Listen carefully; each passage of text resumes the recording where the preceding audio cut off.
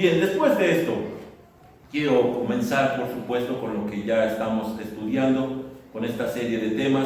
Ahora el tema número 6, que se llama Cristo, la posición del creyente. Quien ha seguido más o menos lo que estamos enseñando en esta serie que se llama En Cristo, estamos analizando la gran frase que el apóstol Pablo y el concepto que también utilizan en el Nuevo Testamento de lo que significa estar en Cristo. Y estamos viendo cada una de las facetas. Ahorita llevo escritos 10 temas, no sé si se va a alargar a más, pero la verdad es que es necesario todo esto. Y es que esto surgió justamente de una interacción en medio de una clase. La clase que tenemos los días viernes por medio de Zoom hizo que allí me diera cuenta que no siempre estamos muy claros de lo que simbolizan las analogías que utiliza el Nuevo Testamento con respecto a la vida en Cristo, la vida cristiana. Y entonces vivimos pensando en cosas como que se cumplirá en un futuro, en un lugar que se llama el cielo, todo aquello que nosotros anhelamos. Pero el apóstol Pablo y todos los escritores bíblicos insisten en que hoy ya es una realidad. El reino ya se está cumpliendo. Y entonces dije, necesitamos ir forzosamente a analizar caso por caso, concepto por concepto, para entender correctamente a qué deberíamos de aspirar y cómo deberíamos de vivir en esta vida cristiana. Comienzo con el pasaje de Efesios 2:6. Ya nos iba lanzando poco a poco la serie de temas hasta este punto de la posición del creyente. Dice el apóstol Pablo en esta Biblia de las Américas: y con Él nos resucitó, y con Él nos sentó en los lugares celestiales en Cristo Jesús. Dos conceptos. Uno ya lo analizamos, ya estamos resucitados. Hoy ya somos nuevas criaturas. Para pertenecer al reino de Dios debe de estar resucitado espiritualmente. Si no, entonces seguiríamos muertos en nuestros delitos y pecados. No podríamos participar en ninguna forma, en ninguna esperanza de vida en Cristo Jesús. Dice el apóstol Pablo que si fuimos muertos juntamente con Él por medio del bautismo, ahora vivimos en novedad de vida. En la nueva creación somos nuevas criaturas. Pero en segundo lugar, y es donde quiero poner la atención, dice que nos sentó en los lugares celestiales. Y aquí la pregunta que obviamente nos hacemos es: pero si yo estoy aquí, ¿cómo es que pueda decir semejante declaración del apóstol Pablo y decir que estamos ya sentados en los lugares celestiales juntamente en Cristo Jesús? De acuerdo a la lógica del apóstol Pablo, el lugar que se nos asigna es justamente lo que corresponde a lo que somos. Atención, el apóstol Pablo no está hablando de una localidad, sea el cielo o sea la tierra. Está hablando de lo que somos, y lo que somos implica estar sentados juntamente con Cristo, porque estamos en Cristo. Esta imagen que la palabra de Dios nos insiste en el gran banquete del reino, ¿se acuerdan? El gran banquete del reino al cual aspiraban los judíos y los religiosos. Qué bienaventurado será aquel que participe en el banquete del reino, que la palabra de Dios en el libro de Apocalipsis le llama las bodas del Cordero. Es justamente a lo que se está refiriendo el apóstol Pablo, los lugares en la mesa alrededor juntamente con Cristo. Y decimos, ¿qué no se sabe en el futuro? ¿Qué no tiene que ver con el día de mañana y el día después de nuestra muerte? Pablo dice que no. Pablo dice que hoy estamos sentados en los lugares celestiales. Decimos, bueno, por fe, pero ¿qué significa realmente esto que dice? Y es que el gran problema que nosotros tenemos es ver nuestra realidad cristiana. La realidad en donde estamos llenos de tentaciones, llenos de pecado, llenos de inclinaciones. Y entonces me puse a recordar lo que hace algunos años yo insistía en orar en las mañanas y en las noches. A lo mejor le pasó a usted igual, como cada mañana yo decía, ahora sí, Señor, a vencer en tu nombre, a enfrentar las situaciones, a enfrentar las tentaciones, para terminar siempre en la noche diciendo, perdóname, Señor, por mi fallar. ¿Cuál es la realidad de la que habla el apóstol Pablo, que dice que estamos sentados en lugares celestiales? Otra pregunta para tratar de entenderlo sería, ¿cómo podemos vivir en la nueva creación? Porque dicen que somos nuevas criaturas. O otra más, ¿cómo podemos vencer la vieja creación? aquello de lo que estamos constituidos físicamente. Déjeme comenzar entonces con la primera afirmación que dice: en Cristo es morir a lo pasado. En Cristo es morir a lo pasado. Y es que estar en Cristo es participar de lo que Cristo es y todo lo que Él hizo. Esto es lo que vamos a desglosar. Ya hemos estudiado anteriormente que Dios solamente en este mundo ve dos tipos de personas. ¿Se acuerdan? Ya lo vimos en uno de los temas. Él mira a toda la humanidad que está en Adán, todos los que fuimos hechos como Adán y que caímos como Adán. Pero del otro lado ve a los que están en Cristo. Es decir, ve a dos cabezas en la humanidad. Uno que es Adán y el otro que es Cristo. Solamente dos tipos de personas. Pero déjenme profundizar un poco más en lo que pasó con Adán.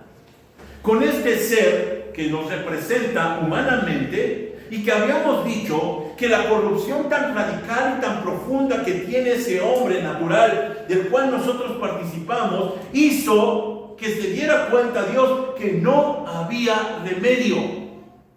No hay remedio. Cuando nosotros vemos nuestro mundo con mejores o peores gobiernos, con mejores o peores intenciones, no tenemos remedio. No se puede mejorar, no se puede curar este mundo, no se puede disciplinar, no hay remedio y Dios no se genera falsas expectativas. Ay, está esperando que un día la gente cambie. Sería tonto. No tiene remedio. Por lo tanto, la solución para este mundo, para este cuerpo material es destruirlo. Hay que matarlo. Miren lo que dice el Señor Jesús. Otra vez vamos sobre esta cita, Mateo 16, 24. Está hablando con sus discípulos y dice: luego Jesús dijo a sus discípulos: si alguno de ustedes quiere ser mi seguidor, tiene que abandonar su propia manera de vivir. ¿Qué dice después? Tomar su cruz y seguirme. Vean las implicaciones. La condición para seguir a Jesús es que deban de renunciar o abandonar a esa manera de vivir, tomar la cruz, morir en esa cruz y después seguir. La muerte está allí implícita. El apóstol Pablo lo entiende bien y este pasaje creo que es el que más voy a estar utilizando en esta serie. A lo mejor ya hasta se lo está aprendiendo. 2 Corintios 4:10, que dice: llevando, esto es lo que dice el apóstol Pablo, llevando siempre en el cuerpo por todas partes la muerte de Jesús, para que también la vida de Jesús se manifieste en nuestro cuerpo. Este es su anhelo. Dice que quiere llevar siempre la muerte de Jesús por todas partes. ¿Para qué? Para que también la vida de Jesús se manifieste en nuestro cuerpo. Es decir, que la condición que para que Él se manifieste es que nosotros ya no estemos destruidos, estemos completamente muertos. Así que nos damos cuenta que Pablo entiende el gran problema que tenemos nosotros. En la fe decimos: pues yo quisiera agradar a Dios, yo quisiera hacer lo correcto, pero la realidad es que este cuerpo me obliga, me llama, me empuja. ¿Por qué? Porque no tiene remedio. No tiene remedio. El apóstol Pablo, cuando está hablando de su propia experiencia en Romanos capítulo 7, versículos 14 al 20, dice lo siguiente: sabemos que la ley es espiritual. Déjenme poner el contexto. Él está hablando acerca de la realidad de la ley. Y por supuesto que cuando él está enseñando que la ley ya no debe de ser observada en esta nueva vida en Cristo, algunos deducen y dicen: entonces la ley es mala. Y él dice: no, la ley es espiritual. El problema es que yo estoy vendido en esclavitud al pecado a causa de mi naturaleza pecadora. Yo no me entiendo a mí mismo porque no hago lo que quiero, sino lo que aborrezco. Sé bien que si hago lo que no quiero hacer, entonces la ley es buena. De manera que no soy yo el que lo hace, es el pecado que está dentro de mí. Yo sé que en mi vieja naturaleza no hay nada bueno, pues aunque quiero hacer lo bueno, no puedo. Cuando quiero hacer el bien, no lo hago. Y cuando trato de no hacer lo malo, lo hago de todos modos. Entonces, si hago lo que no quiero hacer, está claro cuál es el problema. Es el pecado que vive en mí. El apóstol Pablo, podríamos decir que después del Señor Jesucristo, la persona más ejemplar. Una persona que es completamente íntegra, entregada en cuerpo y alma. Dice, yo tengo luchas todos los días. ¿A poco ustedes no? Dice, hago justamente lo que no debo hacer. Y lo que quisiera hacer, eso no puedo hacerlo. Tengo una lucha personal. Así que él está diciendo que la razón de hacer morir a ese viejo hombre, al Adán del cual venimos, es porque su naturaleza es el pecado. Es normal.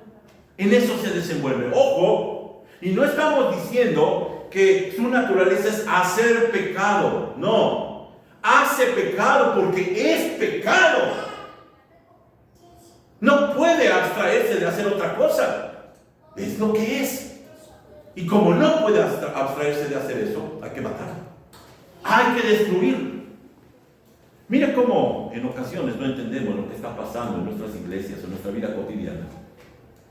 Porque la gente siempre se acerca a las iglesias buscando remedios para sus problemas familiares o problemas humanos.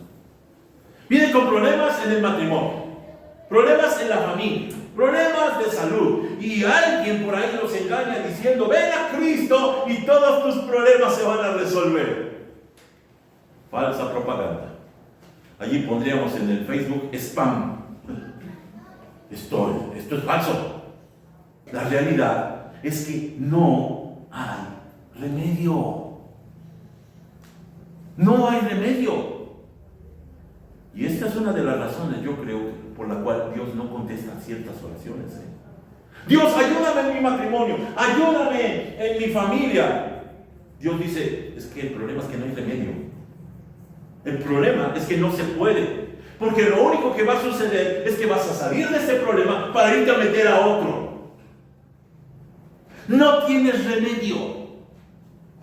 El problema eres tú. El problema soy yo.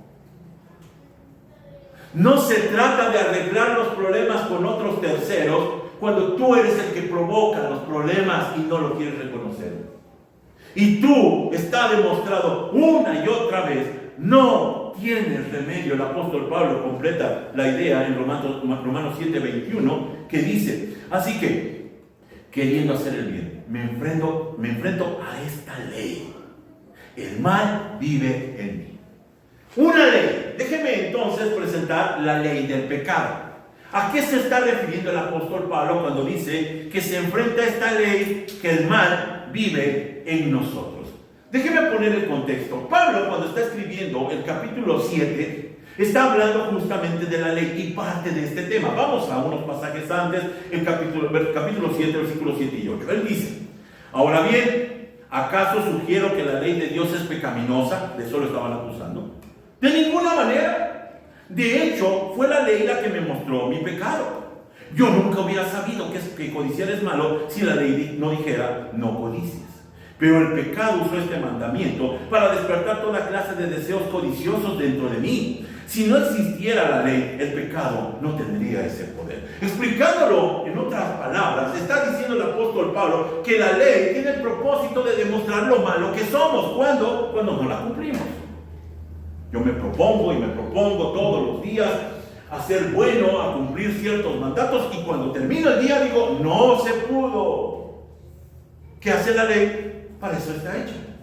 Para demostrarme mi incapacidad, mi imposibilidad y la necesidad de destruir a ese ser que no puede con ese paquete.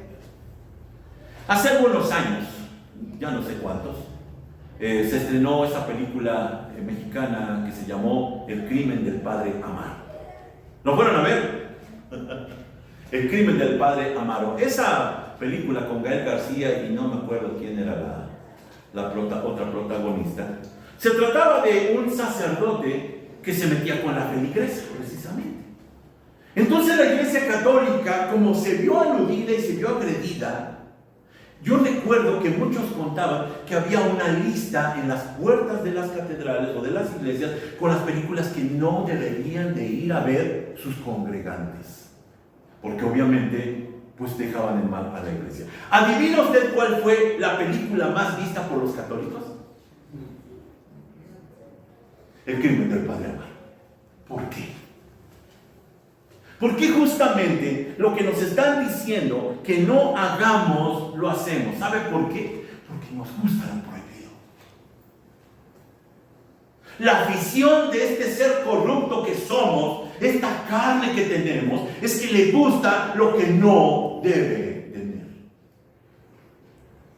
Las mujeres, ¿por qué no buscan entre los solteros, sino que les gusta el casado? Y destruyen hogares. ¿Saben por qué? Porque les gusta lo prohibido. Les llama la atención. Nosotros, cuando estamos deseando algo, un automóvil, un bien inmueble que no nos debería pertenecer, terminamos defraudando o robando. ¿Por qué? Porque nos gusta lo prohibido. Mira los que hemos sido padres. No me dejará mentir, pero los niños, entre más se les diga que no, es lo que más hacen. Se acordará usted seguramente de su propia experiencia. Su papá, su mamá le decían, no lo hagas, y ahí va. Así que ya no hay que decirle a Azul que no coma chocolate. Hay que decir que lo coma. Psicología inversa. ¿Se da cuenta? Nos gusta lo prohibido. Eso es justamente de lo que estaba hablando el apóstol Pablo. Hay una ley, está dentro de mí, no la puedo detener. Por lo tanto, entonces, lo que hay que buscar es destruirla. Dice el apóstol Pablo en Romanos 7:10, y seguimos con el mismo capítulo. Entonces me di cuenta de que los mandatos de la ley, que supuestamente traían vida, trajeron en cambio muerte espiritual. ¿Por qué? Los mandatos no son malos, pero cuando se incumplen sí son malos. Porque nos condenan, porque nos señalan, porque buscan hacernos sentir culpables. Para eso están puestos. Para eso están dispuestos, están diseñados. Cuando yo estaba buscando, o usted busque ahí en cualquier buscador de internet, si usted busca cuál es el propósito de la ley, se va a sorprender. ¿Sabe cuál es la respuesta que siempre la inteligencia artificial da? Y no da otra opción, Cuando usted le pone ¿para qué es el propósito de la ley? La inteligencia artificial siempre dice obedecer y agradar a Dios. La pregunta es, ¿y quién puede obedecer a Dios? ¿Quién puede agradar a Dios? No se puede. Así que tenemos un gran problema. Sin duda alguna, cuando nosotros nos damos cuenta de que la ley no tiene el propósito de obedecerse, sino de condenarnos, de demostrarnos que se debe de destruir este ser que somos, junto con su mundo, entonces no tiene remedio. Ese es el plan de salvación del Señor. Toma tu cruz, niega tu forma de vivir, sígueme. Súbete a la cruz conmigo. El apóstol Pablo, cuando parece que quiere responder esta pregunta de para qué es el propósito de la ley, dice en Gálatas 3:19, entonces, ¿para qué se entregó la ley? Y él responde, fue añadida a la promesa para mostrar a la gente sus pecados.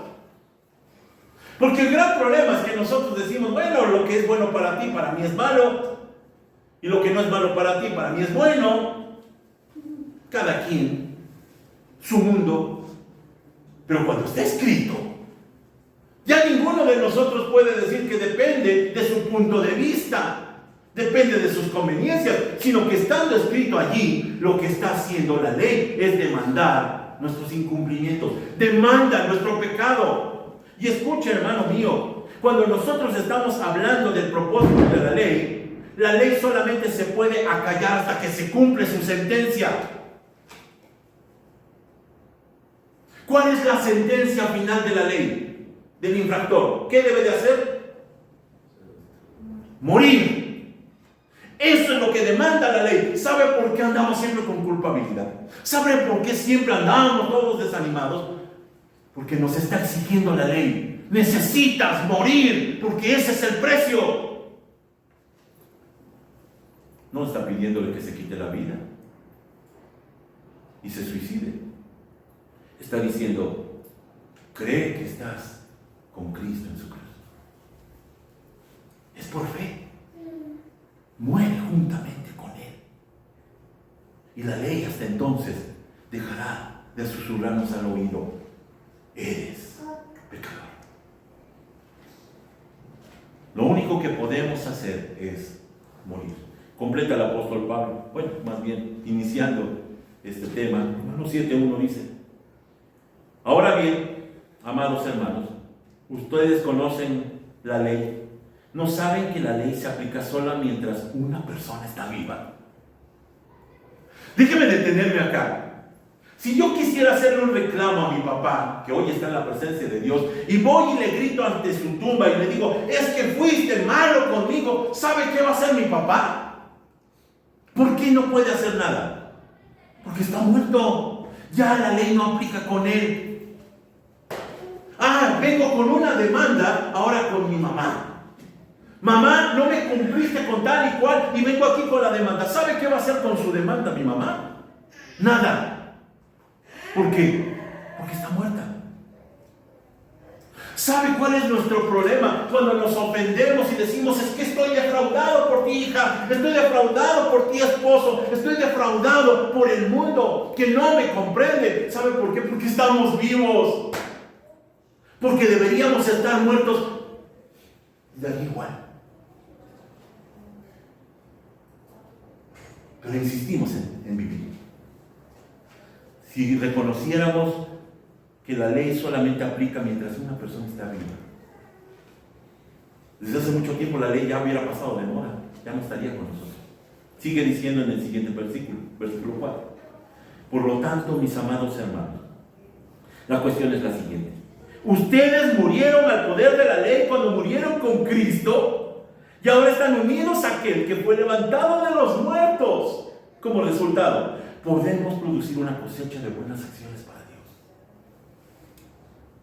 Cuando yo estoy muerto, le doy la posibilidad a Cristo de que Él haga una gran cosecha de buenas acciones para Dios. No yo, sino Él. Porque yo no puedo hacer ninguna buena acción. De hecho, nunca surgió ninguna buena acción de mí. Siempre salía, decía el apóstol Pablo, siempre salía lo malo. Siempre hacía yo lo malo, aún siendo cristiano. Pero si muero, el único que queda vivo es Cristo, ¿o no? Lucas explica el pasaje que ya leímos de Mateo de otra forma, Lucas 9:23. Otra perspectiva. Si alguno de ustedes, dice el Señor, quiere ser mi seguidor, tiene que abandonar ¿su qué? Su propia manera de vivir, tomar su cruz cada día y seguirme. ¿Sabe cuál es el problema de nuestras luchas? En que insistimos en resucitar. El hombre viejo que debería estar muerto y enterrado, todos los días lucha por salir de la tumba. Y ese es nuestro problema, que estamos vivos cuando deberíamos estar muertos. Dice el Señor Jesús, debería de abandonar su propia manera de vivir, y no solamente eso, tomar su cruz cada día, hacerlo morir cada día y seguir. El problema es que vivimos. Según lo que habíamos visto anteriormente, el que ha muerto a la ley dice que ya no tiene problemas con la ley. Pero escuche, en segundo lugar, cuando el apóstol Pablo está hablando de este mismo tema, en el capítulo 8, dice que ya no tiene condenación. Léalo conmigo en voz alta, este pasaje que es algo largo. Léalo conmigo, dice: por lo tanto, ya no hay condenación para los que pertenecen a Cristo Jesús, y porque ustedes pertenecen a Él, el poder del Espíritu que da vida los ha libertado del poder del pecado que lleva a la muerte.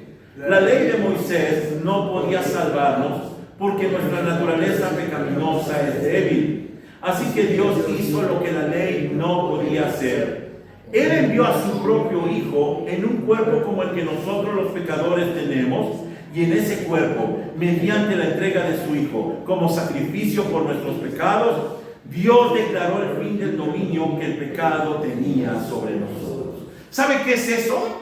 Estar sentados en los lugares celestiales. Ya estás muerto. Ahora estás vivo en Cristo Jesús. Estás sentado a la mesa como Mefiboset. ¿Se acuerdan? Ese hijo de Jonatán. Ese lisiado. Ese somos usted y yo. Lisiados. muertos, pero sentados a la mesa del Rey. Ya el poder del pecado, el poder de la ley del pecado, ya no está sobre nosotros. Déjenme ir entonces a la segunda locución para completar esta idea. Ya dijimos que en Cristo es abandonar o destruir el pasado, pero ahora en Cristo es vivir en lo futuro. Ahora, ¿se fijó cómo lo digo? No estoy diciendo en el futuro como si estuviera a punto o todavía se esperara que se cumpliera. No, estamos hablando de vivir en lo futuro porque es después de que Cristo llegó a nuestras vidas. Ya vivir en la nueva creación, ya vivir en los días de resurrección como habíamos visto anteriormente. Y me refiero ahora a Colosenses capítulo 1 versículos 26 y 27. Miren lo que dice. Este mensaje, dice el apóstol Pablo, se mantuvo en secreto durante siglos y generaciones, pero ahora se dio a conocer al pueblo de Dios. Pues él quería que su pueblo supiera que las riquezas y la gloria de Cristo también son para ustedes los gentiles. Y el secreto es, Cristo vive en ustedes. Eso les da la seguridad de que participarán de su gloria. ¿Cómo sabemos que podemos participar de la gloria de Cristo estando sentados en los lugares celestiales? Porque Cristo vive en mí. Cristo vive en ustedes. Ahora, se dio cuenta que en uno de los anteriores pasajes, estaba diciendo que ahora podemos tener una cosecha de buenas acciones. Es decir, ahora sí podemos obedecer. Déjeme explicar. Cláusula importante. El hombre natural, el hombre Adán, el hombre viejo no puede obedecer a Dios y nunca lo hará. Eso es lo que dijo el apóstol Pablo. Nunca lo va a hacer. No tiene remedio. El único que puede obedecer, ¿adivina quién es? Cristo. Es el único que ha obedecido y vivido una ley, una vida intachable en la ley, pero también ha cumplido la ley por su muerte. Solamente Cristo obedece, y si queremos obedecer, solamente estando en Cristo podemos obedecer. No por nuestra iniciativa, no por nuestras fuerzas, no por nuestra naturaleza caída, no, sino por Cristo. Porque Cristo es el hombre conforme al corazón de Dios. Es cierto, esta cita se dijo acerca de David, ¿se acuerda? Él había dicho a Saúl por medio de Samuel, es que Dios ya se ha escogido a un hombre conforme a su corazón. Pero recordemos, David solamente está representando a Cristo, y Cristo es el verdadero hombre conforme al corazón de Dios. ¿Quién? David era conforme al corazón de Dios, el adúltero, el asesino, el homicida. ¿Acaso Abraham? ¿Acaso Moisés? El único hombre conforme al corazón de Dios se llama Jesucristo. Gloria a Él.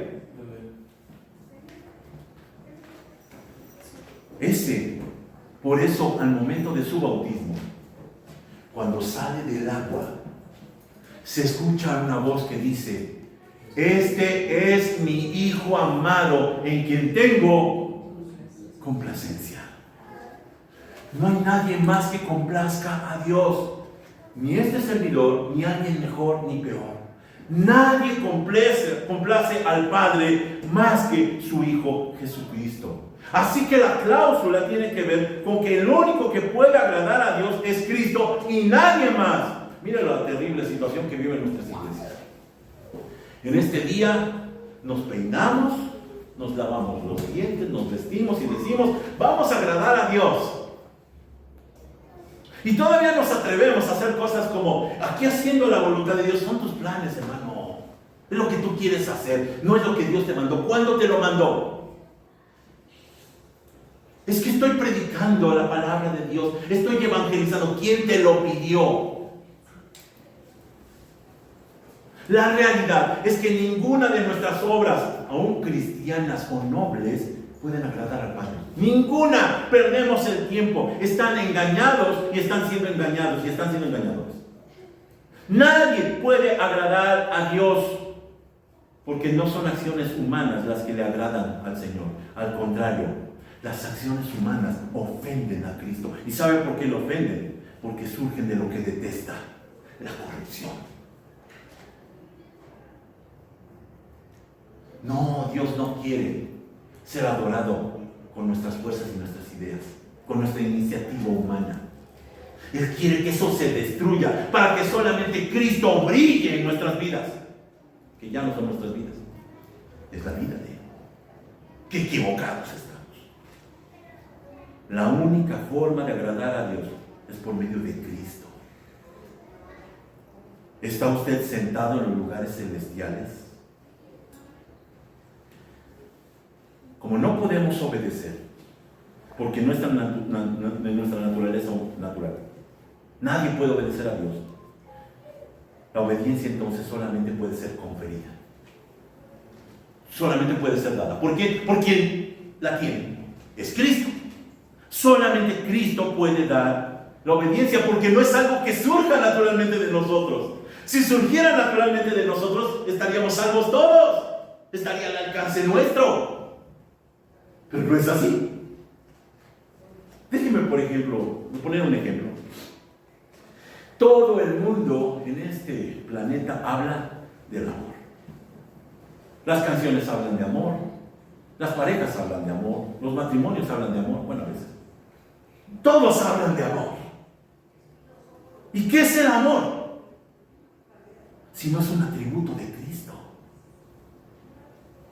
Y si no tiene a Cristo, usted dice que ama a la persona, no es cierto, no la ama. Usted la desea sexualmente, usted quiere sacar algo de provecho, usted la necesita porque se siente solo. Pero la realidad es que si no está en Cristo, no la ama. Porque dijo el escritor Juan, que el que no ama no ha conocido a Dios, porque Dios es.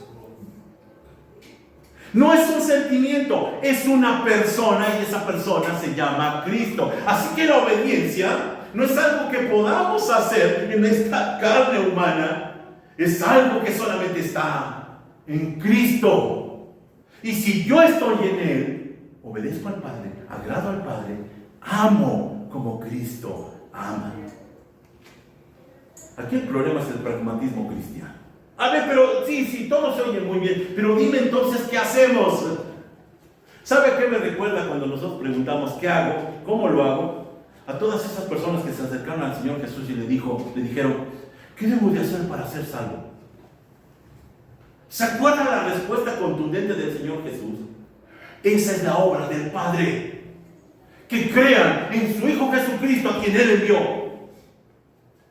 No, vengan con que, ¿qué debo hacer? No está en sus manos, es la obra del Padre. Está solamente en Cristo, para que Cristo sea en todo glorificado. No está en tus manos el obedecer. El Evangelio, desafortunadamente, parece que se ha reducido a otra lista de cosas, extendida, por cierto. Una nueva lista de cosas que tenemos que hacer. Antes, bueno, los 10 mandamientos: no matarás, no comerás, no subirás, no bajarás. Ahora tenemos el Nuevo Testamento y se añaden más mandamientos. Oiga, esto es el Evangelio. El Evangelio es Cristo. Es Cristo mismo. Así que el Evangelio no son cosas que tengamos que hacer. El Evangelio es Cristo mismo. Y si estoy en Cristo, surge naturalmente. Déjenme hacer algunas preguntas que valdría la pena considerar. Antes déjenme entrar porque me estoy anticipando. Dice la palabra de Dios: separados de mí, ustedes no pueden hacer nada. ¿Se acuerdan? Juan 15. Ya presentamos lo que es la ley del pecado, pero ahora veamos la ley de Cristo. Déjenme ampliar un poco más esto y ya entramos a las preguntas. ¿Qué es la ley de Cristo? Me refiero a Gálatas capítulo 6, versículo 2. Léalo en voz alta conmigo. Dice: ayúdense a llevar los unos las cargas de los otros y obedezcan de esa manera la ley de Cristo. Sí hay una ley de Cristo. Sí hay una ley de Cristo, pero es una nueva serie de ordenanzas extendidas. ¿Quién puede cumplir la ley de Cristo? Yo creo que ya tiene usted la respuesta. ¿Quién puede cumplir la ley de Cristo? Cristo. Entonces, no son mandamientos que yo deba de hacer. Solamente Cristo. Aquí comienzo con alguna pregunta. Hermano Eliel, ¿quién te enseñó a tener hambre? ¿Cómo? Hambre. Hambre. El cuerpo O sea, nunca has tenido entonces hambre porque pues nadie te enseñó. Pero la misma naturaleza lo pide. Entonces, surge naturalmente. Hermana Gloria, ¿quién le enseñó a tener frío? Nunca ha tenido frío entonces. Si ha tenido frío, ¿cómo sabe qué es el frío? Se siente. Surge naturalmente. Cuando estamos hablando de la vida en Cristo, estamos hablando de que surge naturalmente, porque es vida. En lo que nosotros estamos muertos y sepultados por medio de la analogía del bautismo, nosotros estando en Cristo, no necesitamos que nos digan, ama, ten paciencia. A ver, vamos a hacer una encuesta general, con toda sinceridad y honestidad. Vamos a ver qué tan entendidos estamos. ¿Quién ha orado por paciencia alguna vez en su vida? Levanta su mano. Yo me pongo aquí también hasta de pie. Todos hemos orado por paciencia. Pero dice el apóstol Pablo en Gálatas que el fruto del Espíritu es amor, gozo, paz, paciencia. Y estamos orando por algo que ya viene en el paquete. Oramos, Señor, ayúdame a amar a mis enemigos. Dice el Señor, debería de expresarse naturalmente. El problema es que todavía estás en tu carne y por eso no puedes amar. Si estuvieras en Cristo, sería fácil. Surge naturalmente. Ya tenemos todo al recibir a Cristo, pero necesitamos que sea revelado por el Espíritu Santo. Mire, cuando nosotros estamos en Cristo, es como si hubiéramos sido depositados a un lugar como este, en donde ya están todas las bendiciones. Ahí está el amor, el gozo, la paz, la paciencia, la benignidad y la fe, la templanza. Todo. Estamos completos en Cristo. ¿Decimos amén? Amén. Pero como yo estoy a oscuras, porque en esta sala, supongamos, no hay nada de luz, yo cuando trato de dar un paso, hago esto. ¿Quién puso esto? Señor, dame paciencia. Esa es la paciencia, justamente. ¿Sabe cuál es el problema? Que no vemos. No ha sido revelado. Le necesitamos pedir al Señor, Señor, déjame mirar. Y de pronto me doy cuenta, ese problema con el que estaba yo quejándome, era la manera de producir paciencia, de producir amor.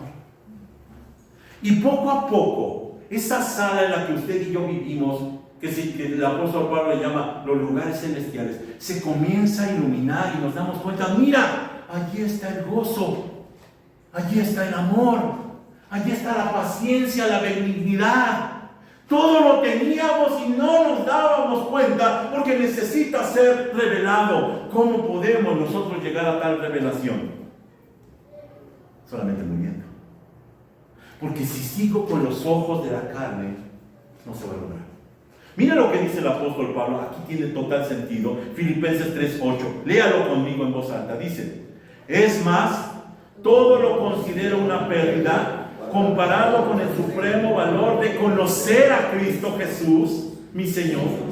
Por Él lo he perdido todo y lo he considerado basura con tal de ganar a Cristo. Mire, déjeme desmitificar al apóstol Pablo. No, ese movimiento no era nobleza de su corazón. No, nosotros decimos, ay, mira, este apóstol Pablo de verdad que era alguien sorprendente. Dice que no. Dice que todo lo considera basura y pérdida porque le obstaculizan mirar la grandeza y la gloria de Cristo. Nosotros que estamos tan orgullosos de que cuando, por ejemplo, no nos atienden en el restaurante, decimos, a mí no me vas a hacer de esta manera. Ah, qué orgulloso estás. Tenlo por pérdida, tenlo por basura. Eso no sirve. Obstaculiza que veas quién eres en Cristo.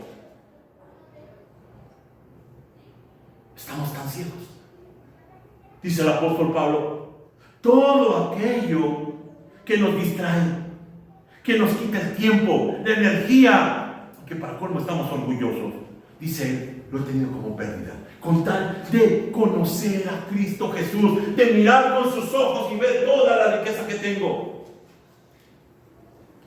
Y démonos cuenta Pablo está enseñando que no son cosas a las que debamos morir. Como si de pronto dijéramos, ay, voy a morir a mi impaciencia. Voy a morir a mi falta de amor y de mi falta de gozo. No, no es morir a las cosas, sino que debemos nosotros morir. El problema somos nosotros. El problema es nuestra carne. Déjeme terminar y terminando. Para nosotros, ¿cómo definiríamos a un seguidor de Cristo? A un creyente. Para nosotros un seguidor de Cristo es alguien que cree en las Escrituras, cree en el Señor y quiere vivir para Él. Casi hasta decimos amén. No los voy a decir obligar a que digan amén. Para nosotros eso es un creyente. La pregunta que tenemos que hacernos es, ¿y para ti, Jesús, qué es un creyente? Le respondo con lo que dice Lucas 14, 26. Léalo conmigo, esto es doloroso. El que quiera seguirme tiene que amarme más que a su padre, a su madre, a su esposa y a sus hijos, a sus hermanos y a sus hermanas, e incluso más que a su propia vida. De lo contrario, no podrá ser mi discípulo. ¿Se acuerda cómo lo dice Reina Valera 60?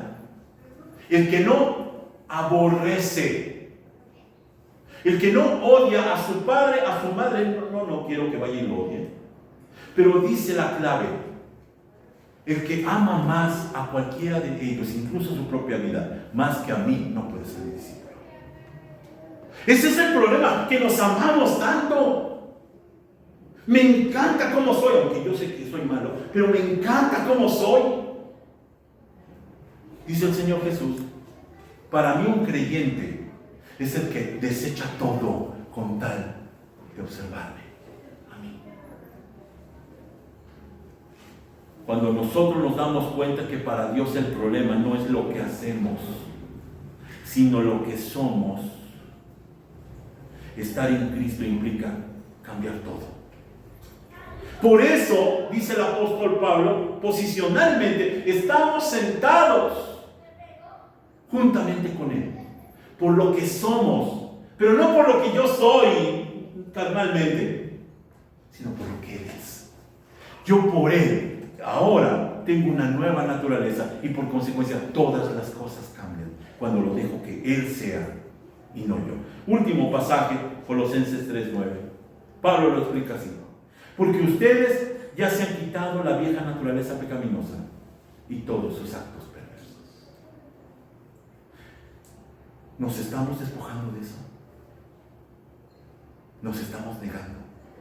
¿Estamos destruyendo todo lo que somos y que antes nos causaba orgullo? De otra manera, no podremos ver el reino de Dios y su justicia. Termino con una historia que encontré en uno de mis libros. ¿Has oído alguna vez el mensaje del Evangelio? Le preguntó un misionero a un chino que visitaba su misión por primera vez. ¿Has oído alguna vez el mensaje del Evangelio? Y el chino que estaba visitando dijo, no, nunca lo he oído, pero he visto el Evangelio. Yo he visto el Evangelio. Conozco un hombre que era el terror del pueblo.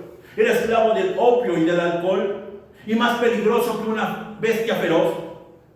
Pero un día vino a este lugar y cambió totalmente.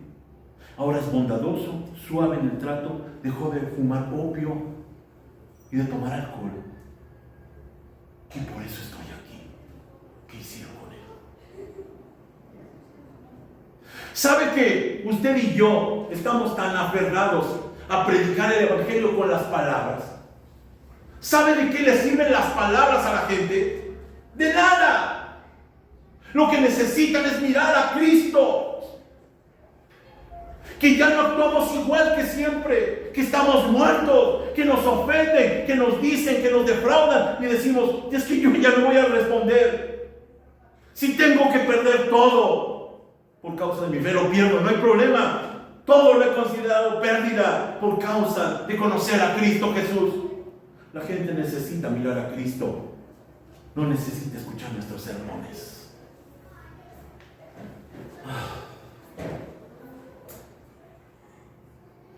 Que Dios permita que cambiemos radicalmente. Y esta nueva información que tiene que ser revelada en nuestro corazón, porque no se trata de información que yo les estoy transmitiendo, se trata de que Dios los convenza,